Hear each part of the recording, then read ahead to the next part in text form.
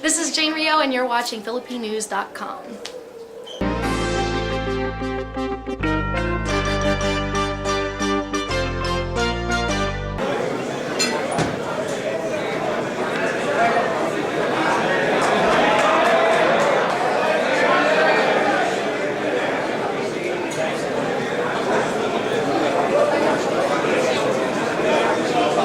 I think it's an even money fight. I agree with Mr. Aram on that. Although I think the odds do have Pacquiao as a favorite, maybe 2-1, maybe in some places 2.5 to 1. But it's still viewed as a competitive fight. I think Pacquiao is viewed as the favorite, maybe the odds favorite slightly because most people thought that he won the first fight, and he's the bigger name.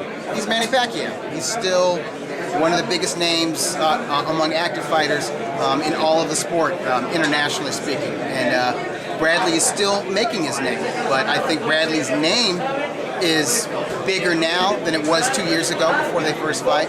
And I think he's a more mature fighter, and I think he's a better fighter because of that. And I think, you know, Bradley never lacked for confidence. He was always a supremely conditioned athlete, somebody who always had an iron will once he stepped in the ropes. But after 2013, going to war for 12 rounds with Ruslan Provodnikov, and then really boxing quite brilliantly, I thought, executing the perfect strategy against Juan Manuel Marquez, I think his confidence level is higher than ever. I think he knows he has heart. He doesn't just think that he's a warrior. He knows he's a warrior because he went through against Ruslan Provodnikov, but he also let himself know that he can be in there with a future Hall of Famer and an elite fighter, arguably great, Juan Manuel Marquez, and he can box the right strategy, but also fight a little bit. He didn't box safety first against Marquez, but he boxed smart against Marquez. So we've seen the smart Timothy Bradley, and we've seen the warrior Timothy Bradley, and he knows that, and he's going to carry those elements into this rematch. And I think I favor him. I slightly favor him. However, you know, if I was a betting man, which I'm not, never bet on a fight that I'm covering, but if I was a betting man, I would be leery of putting a lot of money on Tim Bradley for two reasons. His style. He's got everything but the knockout punch.